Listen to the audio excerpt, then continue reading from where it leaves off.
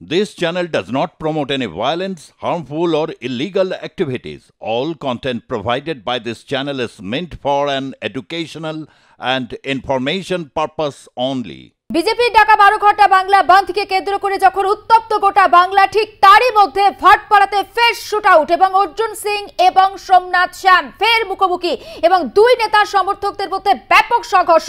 অন্যদিকে ভাটপাড়াতে আজকে গুলি চালনার ঘটনা ঘটে এবং প্রিয়াঙ্কু পান্ডে বিজেপি নেতা, তার গাড়ির কাছে গুলি লাগে, 6 রাউন্ড গুলি চালানোর অভিযোগ।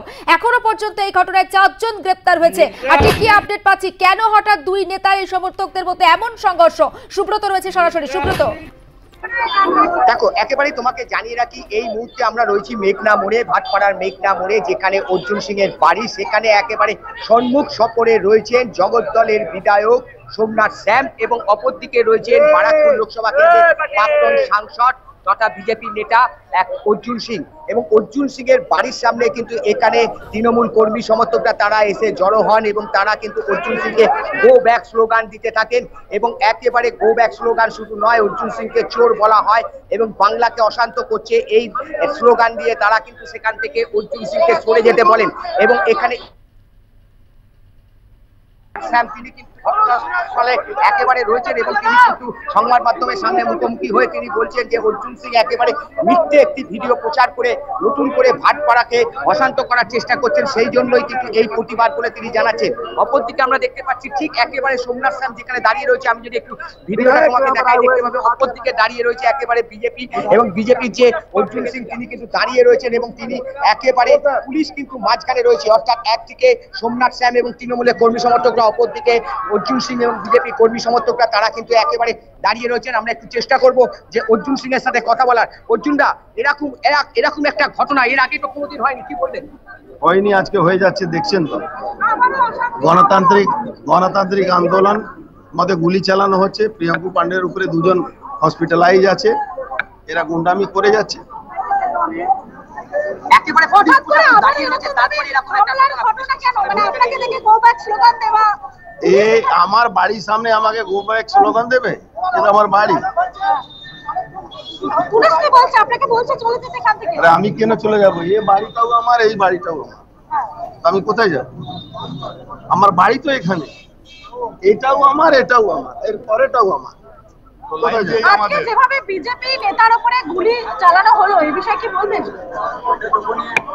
কারা করে থাকতে পারে?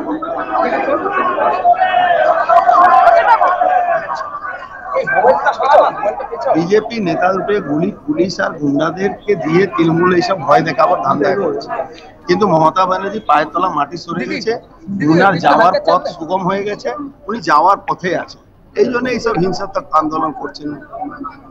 পুলিশ আপনাকে কি বলছে?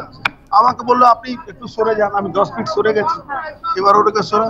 पुलिस तो एखोनो पर्यन्त सराते पारছে। अरे पुलिस हट जाओ, दिखा देते हैं किसका दम में कितना है। हट जाओ पुलिस, हट जाओ पुलिस, किसका दम है, किसका माँ कितना दूध पिलाया, हट जाओ। पुलिस की बात तो अर्जुन बाबू, पुलिस हट जाओ, किसका माँ कितना दूध पिलाया है दिखा देंगे। हम तो अपना माँ का दूध पिया, पता नहीं वो किसका दूध पिया है। পুলিশ এই মুহূর্তে কি ব্যর্থ এই মব সরাতে? জানি না পুলিশ কি করবে, আমার বাড়ির সামনে আমি কেন সরব? পুলিশ সরাক। একেবারেই দেখো যে আমরা যে কথাটা বলছিলাম যে অর্জুন সিং সরাসরি বলছেন যে পুলিশ সরিয়ে দিক, তারপরে আমরা বুঝে নিচ্ছি যে কতখানি ক্ষমতা রয়েছে। এবং আমরা এখন কথা বলার চেষ্টা করব জগদ্দলের বিধায়ক সোমনাথ শ্যামের সাথে। সোমনাথ দা, কি বলবেন, কেন হঠাৎ এই বিক্ষোভ? কিছু না, মেঘনা মিলে হঠাৎ আক্রমণ করেছিল মজদুরদের উপরে, তাদের মারার চেষ্টা করছিল, সেই জায়গায় আমরা একটাই কথা বলেছি যে জবরদস্তি বন্ধ করা যাবে না। তার পরিপ্রেক্ষিতে আমরা ওই দিক থেকে মিছিল নিয়ে আসছিলাম, দেখা গেল অর্জুন ওই দিক থেকে দলবল নিয়ে আক্রমণের চেষ্টা করলো এই মিছিলের উপরে, তাতেই এখানে সবাই প্রতিবাদ করে দাঁড়িয়ে গেছে। একেবারে দেখো যে সোমনাথ দা যেটা বলছিল যে শান্তিপূর্ণভাবে তারা কিন্তু মিছিল নিয়ে আসছিল এবং সেই মিছিলের সামনে কিন্তু অর্জুন সিং তার বাড়ির সামনে থেকে পাল্টা তাদের উপর করে বলে কিন্তু অভিযোগ। এবং এখানে কিন্তু দুপক্ষই বলছে যে একদিকে অর্জুন সিং যেমন বলছে যে আগে সোমনাথ শ্যামকে এখান থেকে সরানো হোক, তারপর আমি সরবো, অপরদিকে কিন্তু একেবারে অর্জুন সিংও কিন্তু একই কথা বলছে যে আগে সোমনাথ শ্যামকে সরানো হোক, তারপর আমরা সরবো। সোমনাথ শ্যাম বলছে অর্জুন সিংকে আগে এখান থেকে সরানো হোক, তবে সরবো। এখনো পর্যন্ত দুপক্ষই কিন্তু মুখোমুখি রয়েছে এবং পুলিশ প্রশাসন মাঝখানে ব্যারিকেড করে রেখেছে যাতে নতুন করে আর উত্তেজনা সৃষ্টি না হয়। আমরা যেটা জানি যে আজকে সকালবেলা ভাটপাড়ায় একটা গুলি চালানোর ঘটনা ঘটেছে এবং সেই নিয়ে অভিযোগ হয়েছে।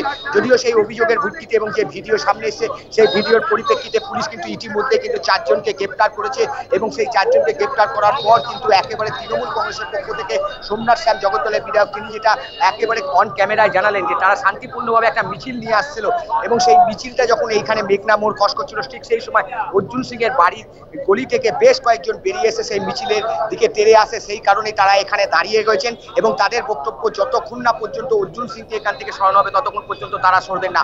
অপরদিকে অর্জুন সিং বলছে আমার বাড়ি রয়েছে, আমি আমার বাড়ির সামনে দাঁড়িয়ে রয়েছি, আমি আমার বাড়ির সামনে থেকে কেন সরবো? পশ্চিমবাংলায় কি গণতন্ত্র নেই যে একজন তার বাড়ির সামনে দাঁড়িয়ে থাকবে? সুতরাং আমি এখান থেকে সরবো না। যারা এখানে এসে অশান্তি পাকানোর চেষ্টা করছে তারা এখান থেকে সরুক।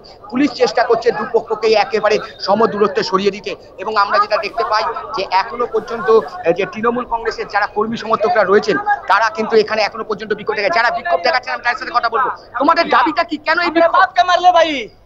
আমার বাবাকে 14 সালে হত্যা করিয়ে এখন আমাকে বলছে তোকেও মারবো। আমরাও দেখবো অর্জুন সিং কাছে কত গুলি বোম আছে। ও আমরা জানি না তাকাত কা কান্ডে বাড়া আমার তালা জালাল তালা মাউগালো। পুলিশের সামনেই একেবারে কিন্তু অর্জুন সিংকে লক্ষ্য করে একেবারে কিন্তু হুমকি শাসানি চলছে। অপরদিকে আমরা দেখতে পাচ্ছি যে পুলিশ প্রশাসনের পক্ষ থেকে এবার কিন্তু তৎপর হয়ে উঠেছে। পুলিশ প্রশাসন কিন্তু দুপক্ষকে সরানোর জন্য একেবারে তৎপর হয়ে উঠেছে।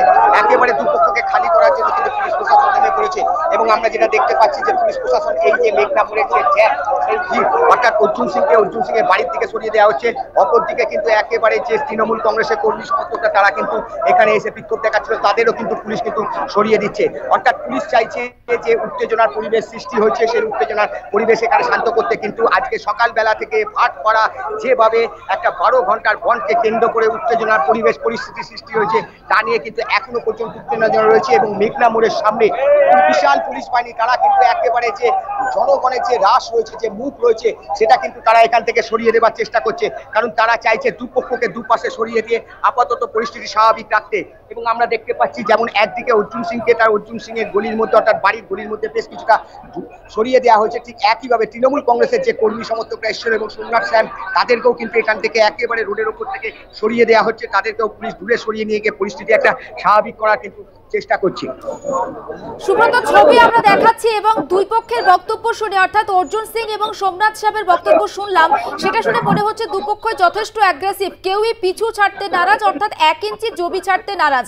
এমন যদি পরিস্থিতি থাকে তাহলে পুলিশকে তো সারাক্ষণ তাদের সঙ্গে থাকতে হবে, কারণ কখন ঠিক কি পরিস্থিতি হয়ে যায়। সেক্ষেত্রে দাঁড়িয়ে সাধারণ মানুষ গোটা বিষয়টাকে কিভাবে দেখছেন? একেবারেই দেখো, সাধারণ মানুষ কিন্তু আজকে সকালবেলা গুলি চালানোর ঘটনার পর থেকে কিন্তু একটা কথা বলেছিল, তাহলে কি আবার 2019 সালের মতো নতুন করে ভাটপাড়া এলাকায় কি উত্তেজনা ফিরে আসছে, এই প্রশ্ন কিন্তু তারা তুলেছিল। কিন্তু পুলিশ প্রশাসন একেবারে প্রস্তুত যাতে নতুন করে কোনো অশান্তি না হয়, সেই কারণেই তারা চাইছেন দুপক্ষকে এখান থেকে সরিয়ে দিতে। একদিকে যেমন অর্জুন সিংকে বেশ কিছুটা দূরে সরিয়ে দিয়ে ঘোষপাড়া রোড খালি করার চেষ্টা করেছে, ঠিক একইভাবে সোমনাথ শ্যামকে বেশ কিছুটা দূরে তারা সরিয়ে নিয়ে গেছে এবং সোমনাথ শ্যামকেও তারা বলছেন যে রাস্তাটা খালি করে দিতে যাতে কোনো রকম ভাবে সাধারণ মানুষের অসুবিধা না হয়।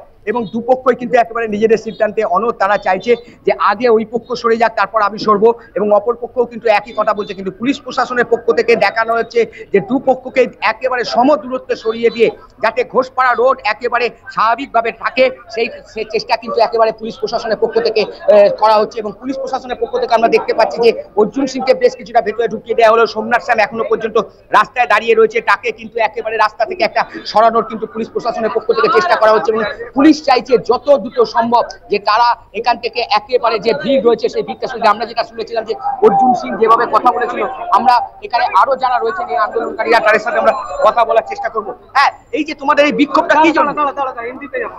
মেঘনা মিলের গেটের সামনে আমাদের দলের নেতারা এসেছিলেন, অর্জুন সিং নিজে টল বল নিয়ে গিয়ে মেঘনা গেটে ওনার উপর হামলা করেছে। তখন সব নেতারা আমার মেঘনা মোড়ে এসছেন ওই নেতার সঙ্গে খোঁজ নিতে। তারপর অর্জুন সিং নিজের দৌড় বল নিয়ে এসে এখানে আবার একটা খাস্তি গালি গালাজ মারার ধমকি, তেড়ে উঠছে মারতে।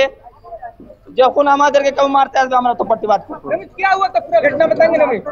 দেখো একেবারে যে কথাটা বললো যে একেবারে মেঘনা ঝুঁকিকে বন্ধ করা এবং মেঘনা ঝুঁকিকে নিয়ে একেবারে একটা উত্তেজনা পরিবেশ পরিস্থিতি সৃষ্টি হয়েছিল সোমনাথ শ্যাম, যেটা আমাদের বলেছিলেন। এবং আমরা দেখবো যে পুলিশ প্রশাসনের পক্ষ থেকে কিন্তু বারবার যে জগদ্দলের যিনি বিধায়ক আছেন সেই বিধায়ককে সোমনাথ শ্যামের সাথে কথা বলা হচ্ছে এবং তাকে বোঝানোর চেষ্টা করা হচ্ছে যে সোমনাথ শ্যাম যাতে এখান থেকে যারা রয়েছেন তাদেরকে দূরে সরিয়ে নিয়ে যান এবং এই যে মেঘনা মোড় যেখানে একেবারে অশান্তির পরিবেশ সৃষ্টি হয়েছিল সেখান থেকে কিন্তু তাদেরকে সরিয়ে নেওয়া হোক, এমনটাই কিন্তু দাবি করছে।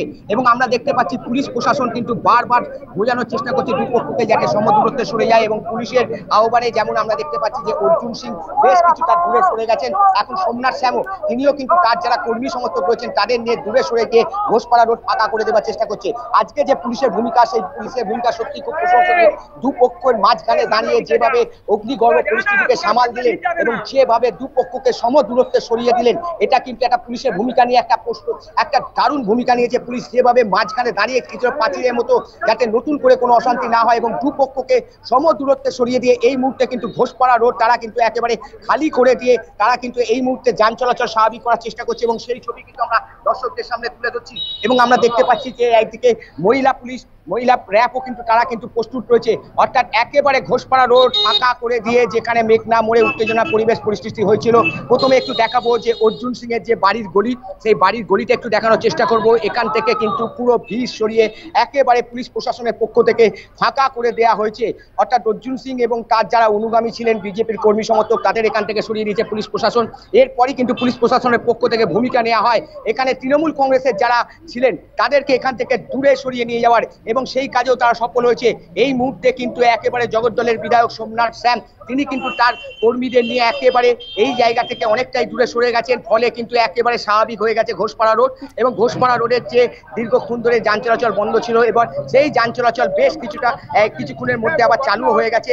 যে বোঝা যাচ্ছে যে দুপক্ষ অর্থাৎ সোমনাথ শ্যাম এবং অর্জুন সিং সম্মুখ সমরে আসার ফলে যে উত্তেজনার পরিবেশ পরিস্থিতি সৃষ্টি হয়েছিল সেখান থেকে কিন্তু পুলিশ কিন্তু দুর্দান্ত ভূমিকা পালন করেছে, একেবারে দুপক্ষের মাঝখানে দাঁড়িয়ে থেকে কিন্তু পরিস্থিতি নিয়ন্ত্রণে নিয়ে এসেছে। একেবারে সেই ছবি আমরা দেখালাম সুব্রত, আপাতত তোমাকে ধন্যবাদ। এবং মেঘনা মোড় যেখানে একটা উত্তেজনার পরিস্থিতি তৈরি হয়েছিল ভাটপাড়ায়, অর্জুন সিং এবং সোমনাথ শ্যাম দুপক্ষের দুজন নেতা তাদের কর্মী সমর্থকদের নিয়ে সেখানে উপস্থিত ছিলেন। একটা ব্যাপক উত্তেজনার পরিস্থিতি তৈরি হয়েছিল, কিন্তু পুলিশের ভূমিকা এক্ষেত্রে সাধুবাদ দিতেই হচ্ছে।